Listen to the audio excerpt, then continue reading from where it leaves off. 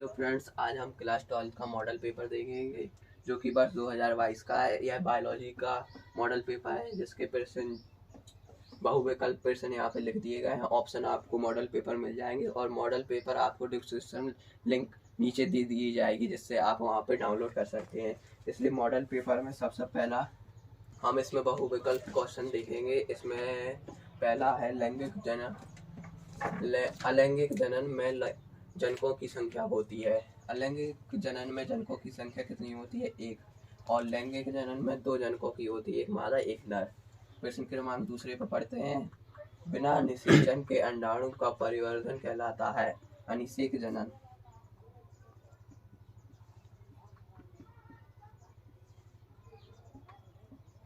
यहाँ पर अगर अंडाणु की जगह यहाँ पे फल होता तो बिना निषेचन के फल बनने की क्रिया को हम अनिषेक फलन कहते हैं। प्रश्न क्रमांक तीसरी की ओर जाते हैं। आकार के तथा आनुवंशिक रूप से एक समान जीव कहलाते हैं। इसका आंसर है क्लोन। आकार के तथा आनुवंशिक रूप से एक समान जीव क्लोन कहलाते हैं। प्रश्न क्रमांक चौथे पर बढ़ते हैं आगे। नर व मादा जननांग एक ही प्राणी में पाए जाते हैं तो उन्हें क्या कहते हैं? उन्हें कहते हैं द्विलिंगी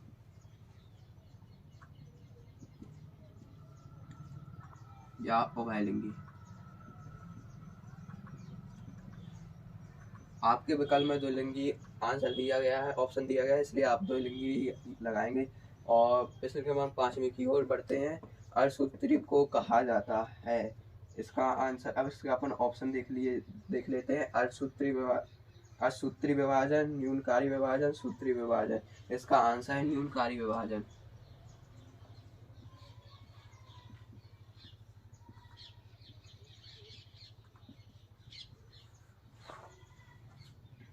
और प्रश्न क्रमांक 6 की ओर जाते हैं। ह्यूमिलिन क्या होता है? ह्यूमिलिन क्या है? ह्यूमिलिन एक इंसुलिन है। इसमें इंसुलिन ऑप्शन दिया नहीं गया है और इंसुलिन एक हार्मोन है, इसलिए इसका आंसर होगा हार्मोन। और सातवें क्वेश्चन पे पढ़ते हैं। मानव है, इसमें ऑप्शन आपको दिए गए हैं। इसमें पहला है अंडपरिजक, दूसरा है अंडजरायुज, अंडोत्सर्ग और सजीव परिजक। इसका आंसर सही होगा चौथा, सजीव परिजक।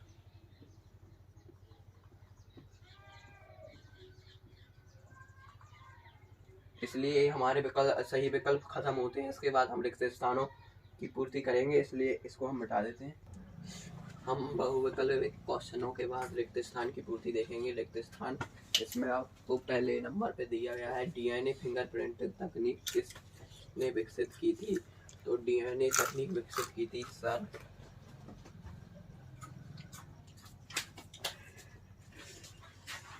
एलेक्स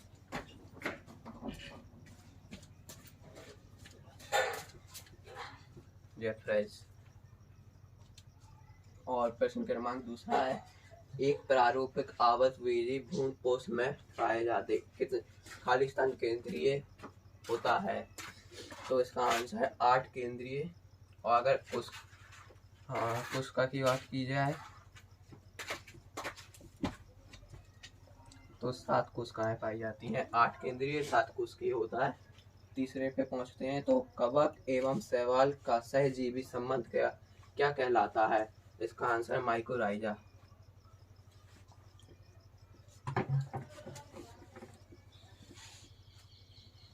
दूसरे क्रमांक चौथे की ओर बढ़ते हैं। टीकों में संबंधित रोग के उपस्थित होते हैं। टीकों में संबंधित रोग के उपस्थित प्रतिरक्षी होते हैं।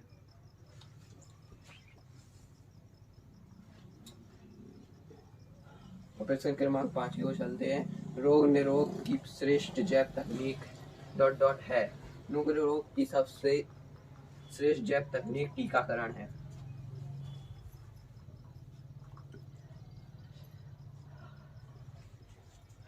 और प्रश्न क्रमांक 6 टाइफाइड रोग की पहचान डैश डैश द्वारा की जाती है। तो इसका आंसर है विडाल टेस्ट या परीक्षण। प्रश्न क्रमांक 7 डीएनए खंडों को डॉट डॉट एंजाइम द्वारा जोड़ा जाता है? इसका आंसर है लाइगेज। लाइगेज एंजाइम होता है जो डीएनए खंडों को जोड़ता है।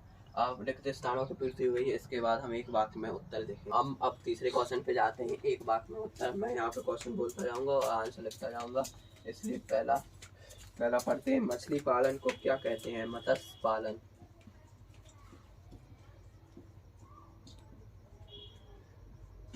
अब दूसरा देखते हैं। मानव में लिंग निर्धारण किस क्रोमोसोम के कारण होता है? बाय क्रोमोसोम के कारण लिंग निर्धारण होता है। तीसरा, बीओडी का पूरा नाम क्या है? बीओडी का पूरा नाम है बायोकेमिकल ऑक्सीजन डिमांड। बायोकेमिकल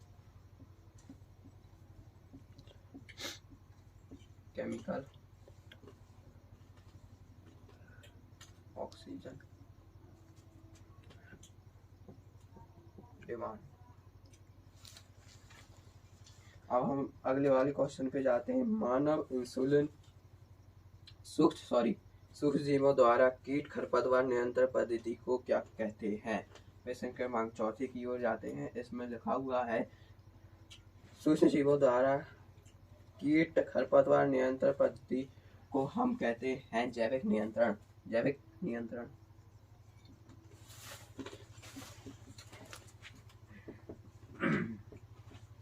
और प्रश्न क्रमांक अगले की ओर जाते हैं।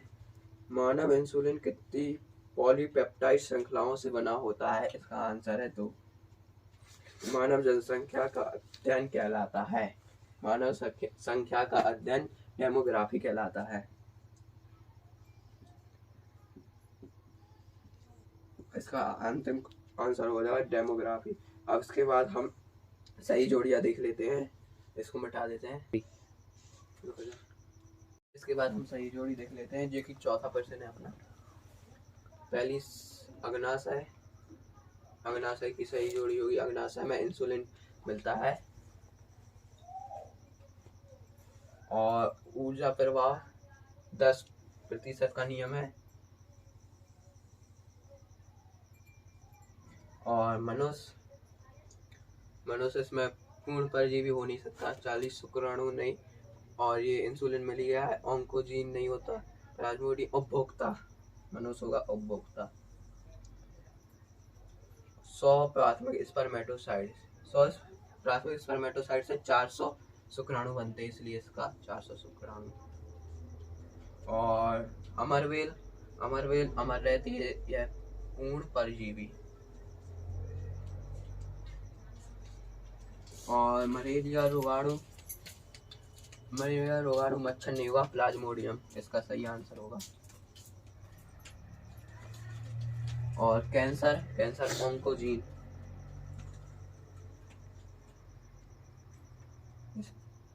इस प्रकार हमारी सही जोड़ियां पूरी मिल जाती हैं। इसके बाद हम अति लघु उत्तरीय प्रश्न देखेंगे। अब हम प्रश्न क्रमांक 5 देखेंगे, जो कि है स्वपरागण और परपरागण में अंतर। यह 2 अंक में है, इसलिए हम इसके दो ही अंतर देखेंगे तथा छोटे छोटे अंतर देखेंगे, जिससे बोर्ड एग्जाम में याद रहे। इसलिए पहला अंतर देखते हैं, स्वपरागण। तो स्वपरागण में माध्यम की आवश्यकता नहीं होती है, क्योंकि उसी पौधे के अन्य पुष्प या उसी पुष्प के वर्तिकाग्र पर पहुंचते हैं परागकण, तो इसमें लिखेंगे, इसलिए माध्यम की आवश्यकता नहीं होती है।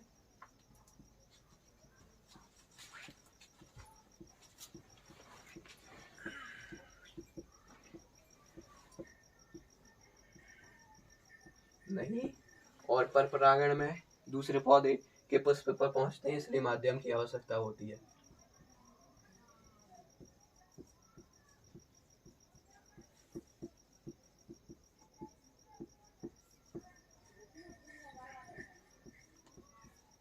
जैसे इसमें माध्यम जल हो सकता है, कीट द्वारा हो सकता है। और फिर से अब इसका दूसरा अंतर देखते हैं। स्वपरागण द्वारा उत्पन्न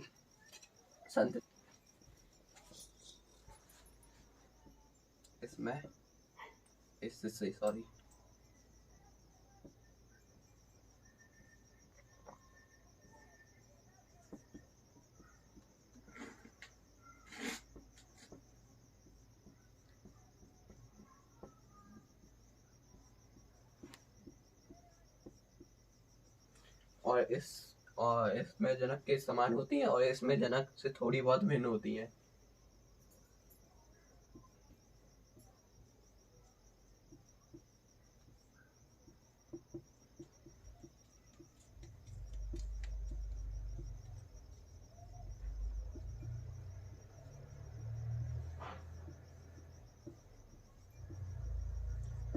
वैसे आपका इस दोनों अंतरों से भी काम चल जाएगा। इसके बाद आपको लिखना है तो बहुत सारे अंतर भी होते हैं इसके अंदर, तो आप इन दोनों से काम होगा। अब इसका अथवा देख लेते हैं, लैंगिक और अलैंगिक जनन में क्या अंतर है। ये प्रश्न क्रमांक 5 का ही अथवा है, लैंगिक जनन और अलैंगिक जनन। तो इसमें भी सिर्फ 2 अंतर देखने हैं। तो इसमें पहला अंतर देखते हैं, तो लैंगिक जनन में देखेंगे, इसमें 2 जनक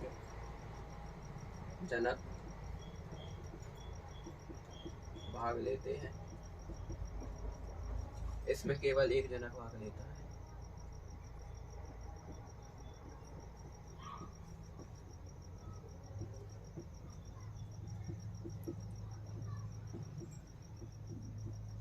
और दूसरा, लैंगिक जनन में अर्धसूत्री विभाजन होता है,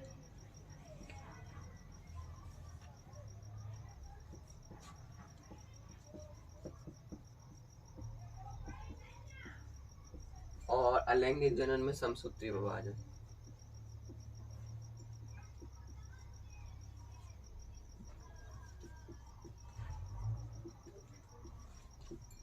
होता है। आपके लैंगिक और अलैंगिक जनन में 2 अंतर हो गए। इसके बाद हम प्रश्न क्रमांक 6वां देखते हैं, जो कि है एमनियोसेंटेसिस पढ़ते हैं। प्रश्न क्रमांक 6 है, जो कि, तो इसका आंसर क्या है। इस विधि को बताना है, वह विधि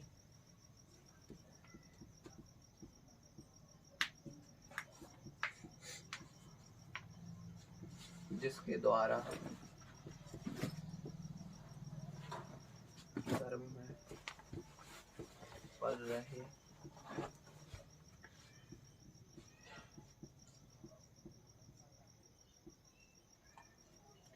में पल रहे शिशु के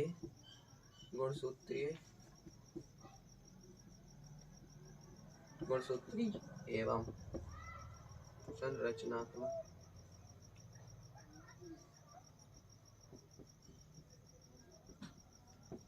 असमानताओं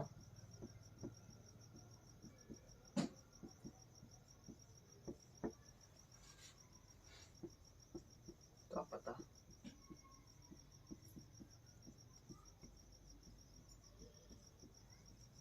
लगाया जाता है तथा इसके द्वारा ही लिंग परीक्षण भी किया जाता है।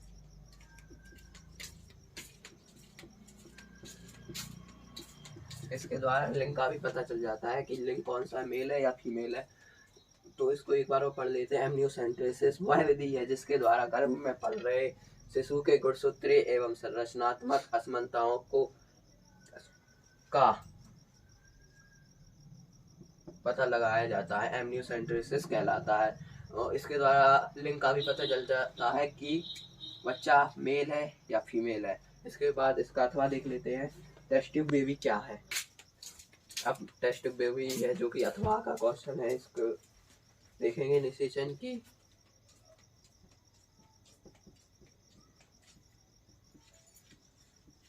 वह कृत्रिम विधि है जिसमें महिला के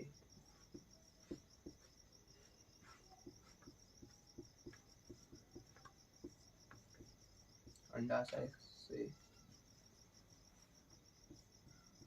अंडे को निकालकर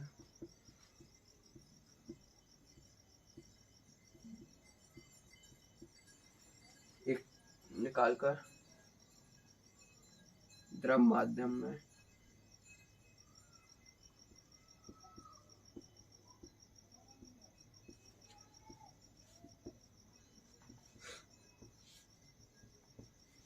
शुक्राणु से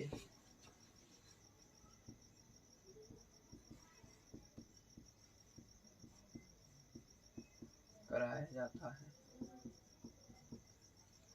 तथा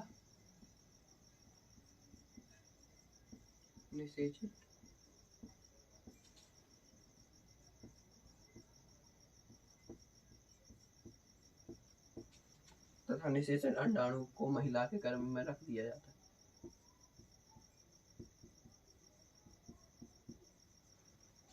गर्भाशय स्थानांतरित करजन के परिवार में से है जो मोहन सिंह है जी।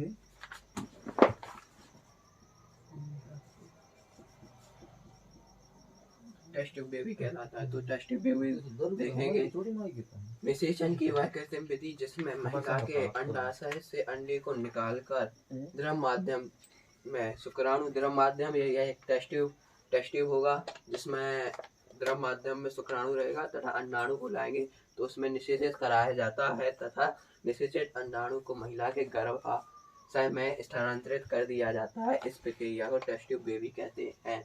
इसके बाद हम देखेंगे प्रश्न क्रमांक 7वां, जो कि प्रश्न क्रमांक 7 देखते हैं। इसके अंदर है दो गिफ्ट का नाम देखते हैं। इसका गिफ्ट का नाम जायगोट नहीं गैमेट होता है। गैमेट इंट्रा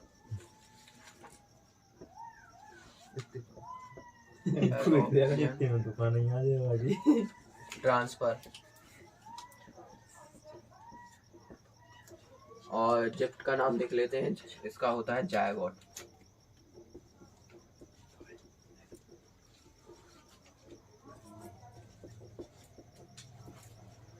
इंट्रा हेलो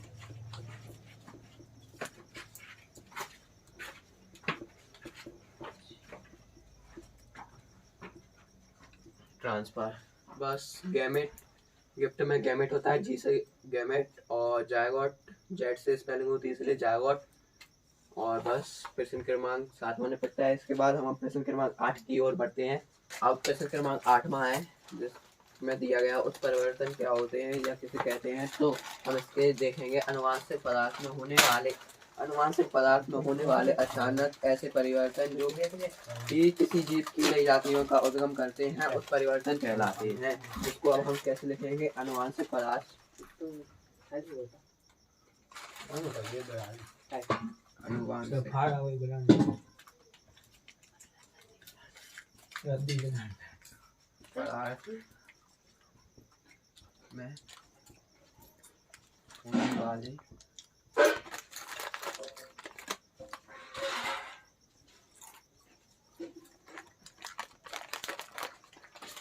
अचानक परिवर्तन जो कि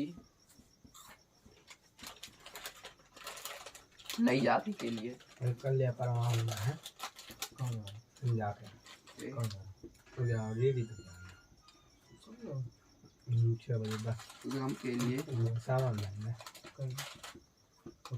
उत्तरदायी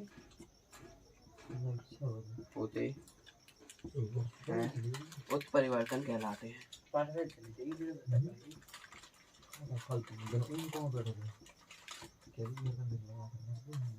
इसमें एक उदाहरण देख लेते हैं। जैसे उदाहरण इसमें कहानी आपको आ भी सकता है कि उदाहरण तो इसका उदाहरण है डाउन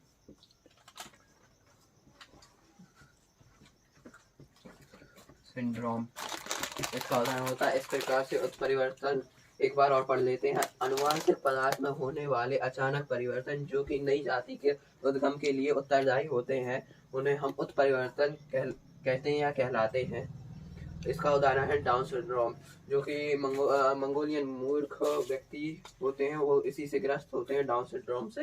अब प्रश्न क्रमांक 9 की ओर चलते हैं जो कि हमारा कोडॉन है। प्रश्न क्रमांक 9 देखते हैं जो कि कोडॉन क्या होता है कोडॉन किसे कहते हैं। तो कोडॉन की परिभाषा लिखते हैं न्यूक्लियोटाइड्स का ऐसा अनुक्रम जो एक अमीनो अम्ल का कूट बनाता है उसे हम कोडॉन कहते हैं। तो लिखते हैं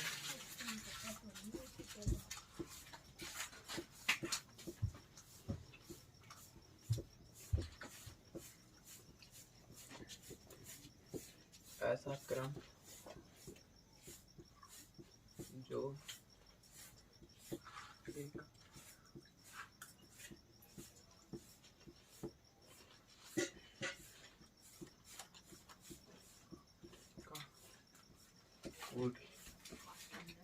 बनाता है, कोडॉन कहलाता है। तो कोडॉन क्या है? न्यूक्लियोटाइड्स का ऐसा क्रम जो एक अमीनो अम्ल का कोड बनाता है उसे कोडॉन कहते हैं। कोडॉन तीन न्यूक्लियोटाइड्स से मिलकर बने होते हैं। जैसे अपन इसमें कोडॉन प्रारंभिक कोडॉन लिख सकते हैं, उदाहरण के लिए AUG प्रारंभिक, जो कि प्रारंभिक कोडॉन है। तो न्यूक्लियोटाइड का ऐसा क्रम जो एक अमीनो अम्ल का कोड बनाता है कोडॉन कहलाता है। इसके बाद हम प्रश्न क्रमांक 10 की ओर बढ़ते हैं। प्रश्न क्रमांक 10 की ओर चलते हैं, जिसमें क्वेश्चन दिया गया है। क्वेश्चन पढ़ते हैं पहले। कोई दो प्रतिजैविकों के नाम लिखिए। तो प्रतिजैविक देख लेते हैं। तो दो में से पहली है टेट्रासाइक्लिन, टेट्रा,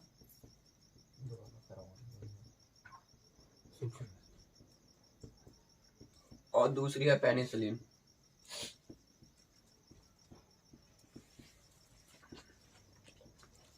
और पेनिसिलिन ही प्रथम प्रतिजैविक है, ये भी आप याद रख सकते हैं। अब प्रश्न क्रमांक 11 की ओर चलते हैं। प्रश्न क्रमांक 11 देखते हैं, जो कि इंटरफेरॉन है। इसको समझेंगे अपन, लेकिन बाद में लेंगे, पहले समझ लेते हैं इंटरफेरॉन क्या होता है। मान लो कोई कोशिकाएं है, जे बहुत सारी कोशिकाएं हैं, कोई वायरस आया यहाँ से, कोई वायरस आया, इस कोशिका को यहाँ पे संक्रमित कर दिया इसने, संक्रमित किया तो इससे कुछ पदार्थ निकला। इस कोशिका से, जो संक्रमित है कोशिका, इस कोशिका से कुछ पदार्थ निकला। ये पदार्थ, इस ई पदार्थ को इंटरफेरॉन कहते हैं। और ये पदार्थ क्या करता है, ये सुरक्षित कोशिकाएं हैं, ये वाली, जैसे इस पे संक्रमण सिर्फ इस वाली कोशिका पे हुआ है, इस वाली पे, ना कि इन वालियों पे।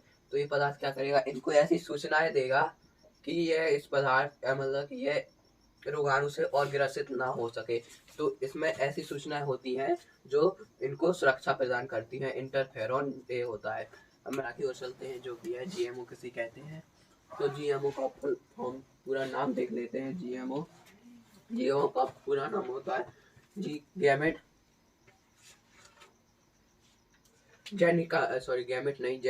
Genetical modified organism. मतलब हिंदी में इसको लिखेंगे अनुवांशिक रूप से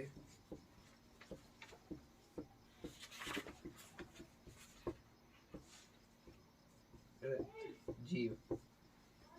तो अब इसकी परिभाषा देख लेते हैं। GMO वे जीव जिनमें एक या एक से अधिक जीन्स का समावेश होता है, GMO कहलाते हैं। वैसे यह थोड़ी बहुत बड़ी परिभाषा है, इसको थोड़ा सा छोटा करके यहाँ पे लिख दिया गया है। आप इसको सीरीज या अपनी बुक में से पूरा देख लीजिए GMO क्या है। इसके बाद हम चलते हैं अपने प्रश्न क्रमांक 13 के और। प्रश्न क्रमांक 13 देखते हैं, जो कि है शुक्राणु जनन तथा अंडाणु जनन में अंतर। यह 3 अंक के प्रश्न है, इसलिए 3 अंतर लिख रहे होंगे। इसमें पहले अंतर हम सुना के बता देते हैं। शुक्राणु जनन द्वारा शुक्राणु का निर्माण होता है। अंडाणु जनन द्वारा अंडाणु का निर्माण होता है। शुक्राणु जनन द्वारा शुक्राणु चल होता है। अंडाणु जनन द्वारा अंडाणु अचल होता है। और तथा शुक्राणु 3 भागों में बटा रहता है। अंडाणु प्रायः गोल होता है। इसके 3 भाग होते हैं, सिरा, मध्य भाग और पूंछ, और यह प्रायः गोल होता है। तो इसका अब इसमें पहले अंतर लिखना चालू करते हैं। शुक्राणु जनन द्वारा क्या बनते हैं, शुक्राणु। अंडाणु जनन द्वारा बनते हैं अंडाणु।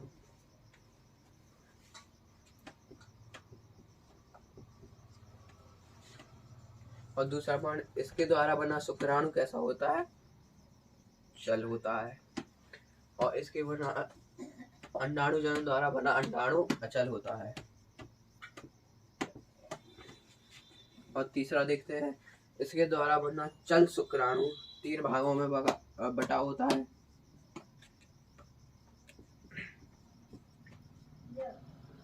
भागों में पहला होता है सिर, मध्य भाग, पूंछ और इसके द्वारा बना अंडाणु अचल होता है, जो कि प्रायः गोल होता है।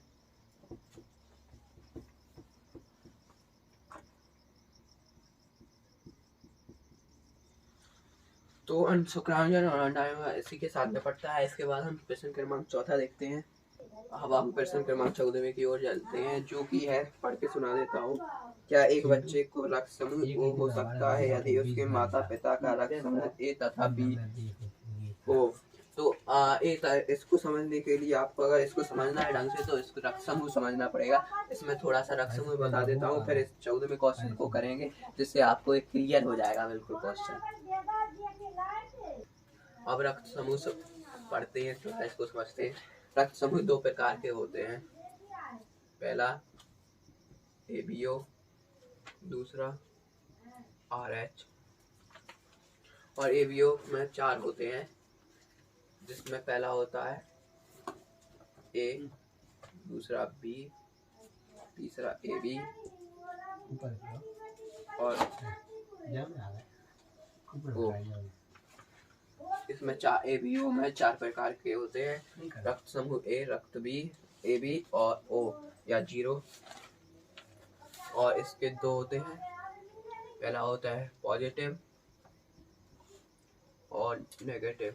इसलिए अपन बोलते हैं रक्त समूह, आपका रक्त समूह कैसा है, A पॉजिटिव, A नेगेटिव, या B पॉजिटिव या B नेगेटिव, ऐसे ही O पॉजिटिव, O नेगेटिव। तो अब इसके बारे में हम पढ़ते हैं। जैसे इसकी A के बारे में जाने, तो जैसे एक बना देते हैं रक्त समूह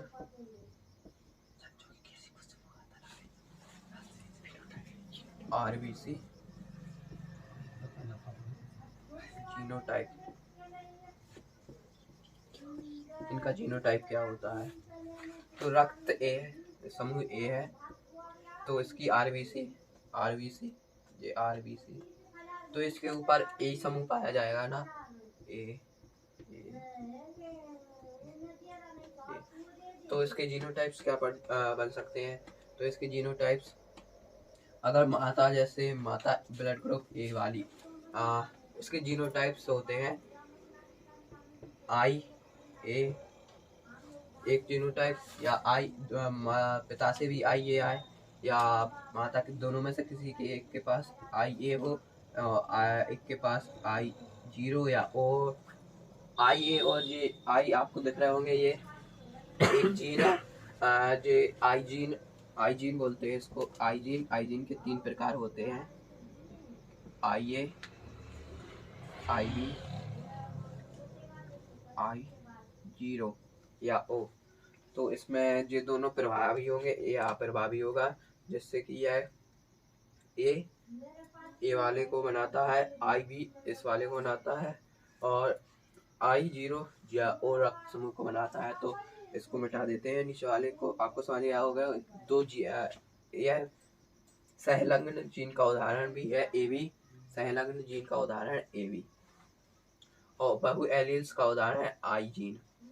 आप याद रख सकते हैं, बहु एलील्स का उदाहरण है I जीन, जिसमें 3 जीन पाए जाते हैं। वैसे किसी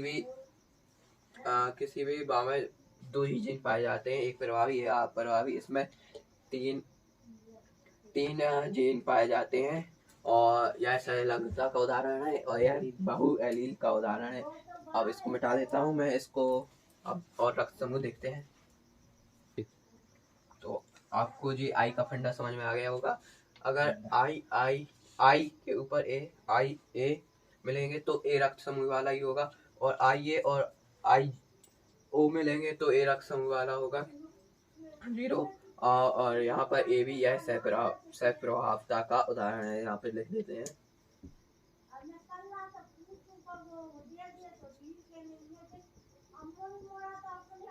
अब इसमें B देख लेते हैं, ब्लड ग्रुप B। तो इसकी RBC बनाते हैं, तो इसकी RBC पे B होगा, RBC B। तो RBC पे जो B कैसे आ सकता है?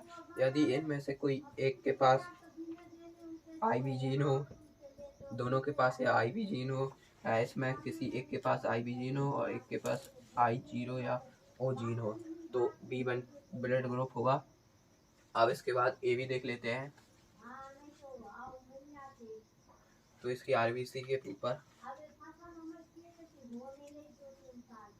ए बी, ए मिलेगा अलग, बी मिलेगा, ए मिलेगा, बी मिलेगा, ऐसे ही। तो इसमें किस प्रकार, एक तो दोनों में से एक कोई आई ए हो और दूसरा आई बी हो, तो ए बी ग्रुप समूह बनेगा। अगर यहाँ पे आई ए इंटू आई नॉट लिखेंगे तो ए हो जाएगा। अगर यहाँ पे आई बी या आई बी और आई नॉट लिखेंगे तो बी रक्त समूह। तो और ओ देख लेते हैं, ओ रक्त समूह।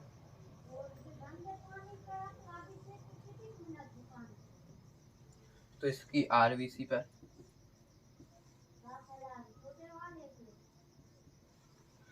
आरबीसी पर 0 या ओ बोलते हैं जिसको, ओ होगा। तो इस ये कैसे प्राप्त होगा, इसमें दोनों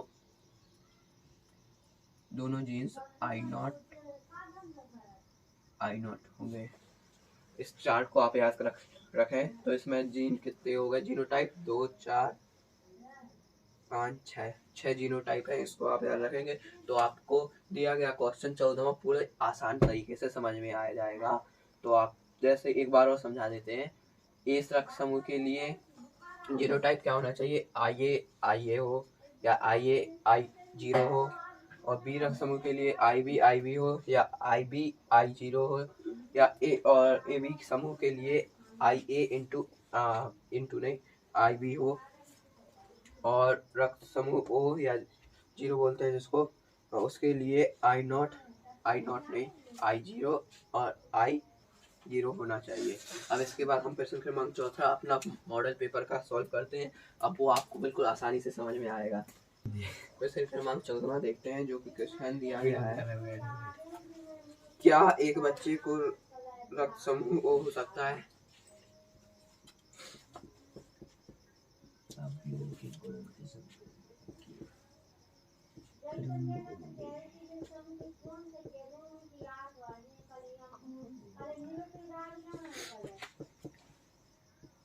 इसमें क्वेश्चन मार्क है, जिसमें से इसके माता पिता का रक्त समूह, मान लेते हैं माता का रक्त समूह ए है,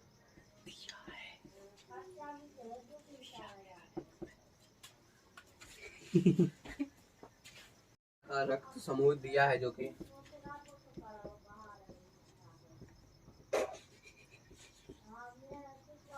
ए है, तथा पिता का रक्त समूह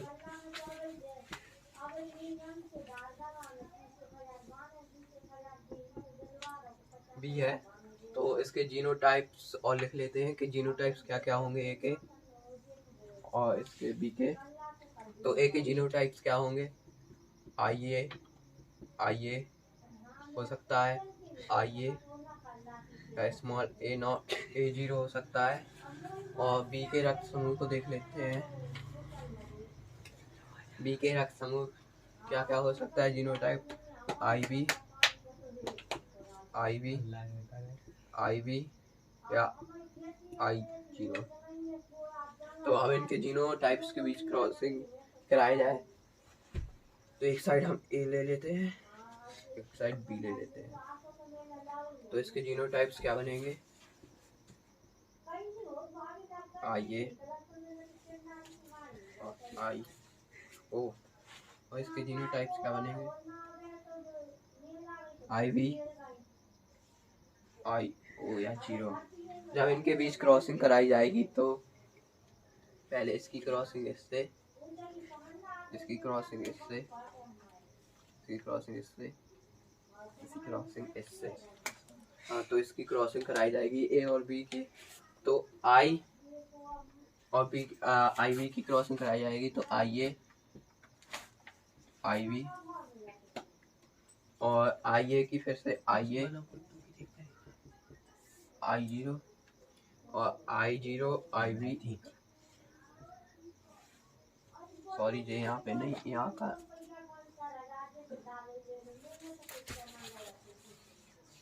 क्रॉस थोड़ा गलत हो गया है, इसलिए आप दोबारा से करते हैं अपन क्रॉस। अब इस बार ध्यान रखेंगे कि क्रॉस गलत ना हो।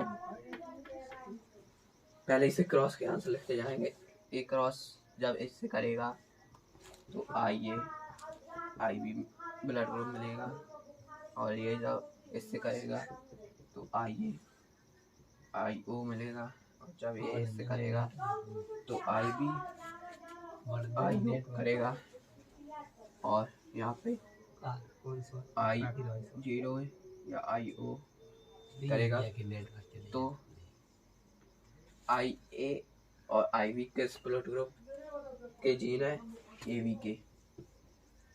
यह ए बी ब्लड ग्रुप वाला बच्चा होगा अगर ये वाले जीन्स मिले, और यहाँ पर आई ए आई 0 है तो ये ए ब्लड ग्रुप वाला ही होगा,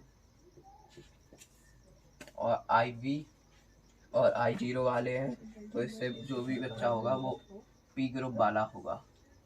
और आई 0 और यह ब्लड ग्रुप आई 0 किसको ब्लड ग्रुप को के जीन जो जीनोटाइप है तो ओ। तो यहाँ से क्रॉस कराने पर पता चलता है कि जब ए रक्त समूह वाले माता और बी रक्त समूह वाले पिता का बीच में क्रॉस कराया जाएगा तो उसके जीनोटाइप में ओ रक्त समूह वाला बच्चा पैदा हो सकता है। इसलिए हम यहाँ से लिख सकते हैं, क्या एक क्वेश्चन दिया है, क्या एक बच्चे का रक्त समूह ओ हो सकता है? हाँ, इसमें हम लिख देंगे हाँ लिख देंगे, हाँ एक बच्चे का रक्त समूह ओ हो सकता है। आपको इससे समझ में आ गया होगा कि वो रक्त वाला समूह भी हो सकता है, और ए भी अगर यहाँ पे ओ की जगह ए भी रक्त समूह वाला दिया होता तो ए भी रक्त समूह वाला भी बच्चा हो सकता है। तो इसके बाद हम 15वां क्वेश्चन देखेंगे। इसके बाद हम अगले लेक्चर में देखेंगे जो कि इसका सेकंड पार्ट है।